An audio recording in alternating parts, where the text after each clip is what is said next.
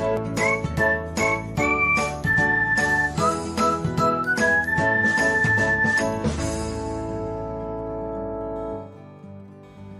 everyone, welcome back to another episode of Technologyglance. In this video, I'm going to guide you through how you can report a Pinterest profile for spam. So, let's get started.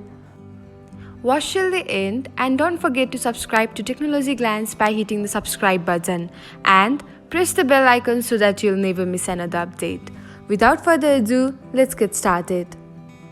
First of all, open the Pinterest app on your device. Now, tap on your search icon. After that, search for the Pinterest profile you want to report. Now, tap on the username and then select the three dots icon beside the follow option. Next, tap on the report button and then select on the spam. Finally, tap on the report button to report the Pinterest profile for spam.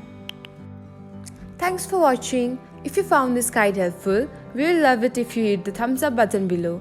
We upload great new tech tutorials like this one every day. So, don't forget to subscribe to our channel and hit the bell icon to get an update as soon as we post a video.